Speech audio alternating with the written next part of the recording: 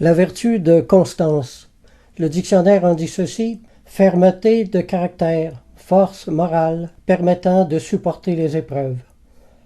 Une autre définition va ainsi: une disposition de l'âme, un principe intérieur stable et permanent qui nous communique une réelle fermeté dans le devoir et qui assure notre persévérance dans le bien. Les synonymes de la constance sont les suivants: assiduité, attachement, continuité, courage, durabilité, égalité, fermeté, fidélité, impassibilité, invariabilité, régularité et stabilité. Les antonymes de la constance sont les suivants: caprice, fragilité, inconstance, infidélité, instabilité. Saint Jérôme a écrit: s'il y a quelque chose qui tienne l'homme sage en cette vie et le persuade au milieu des souffrances et des tourments de ce monde de garder l'égalité d'âme, j'estime que c'est en tout premier lieu la méditation et la science des Écritures. En d'autres mots, la constance doit être nourrie par la méditation des Écritures. En Acte 2, verset 46, il est dit: ils étaient chaque jour tous ensemble assidus au temple. Nous voyons la constance être alimentée par la fidélité aux réunions de l'Église. En Acte 17, verset 11, ils examinaient chaque jour les Écritures. L'habitude de lire les Écritures était le pain quotidien des premiers chrétiens. En Hébreux, chapitre 10, verset 25, n'abandonnons pas notre assemblée comme c'est la coutume de quelques-uns, mais exhortons-nous réciproquement, et cela d'autant plus que vous voyez s'approcher le jour. Une autre traduction a rendu: ne prenons pas l'habitude de manquer nos réunions.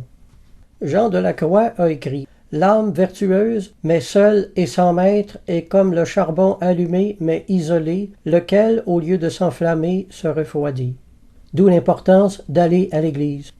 En Hébreux, chapitre 3, verset 13, exhortez-vous les uns les autres chaque jour, aussi longtemps qu'on peut dire aujourd'hui, afin qu'aucun de vous ne s'endurcisse par la séduction du péché.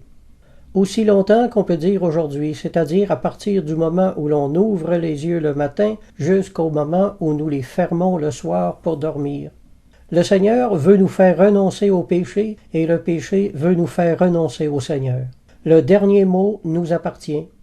La fidélité à se rendre à l'Église dépendra notre constance. En ce monde, nous ne parvenons pas encore à nous stabiliser dans une paix continuelle et ininterrompue. À l'occasion de certains imprévus, de contradictions, d'injustices ou d'offenses, la paix du cœur s'évanouit et vient à manquer.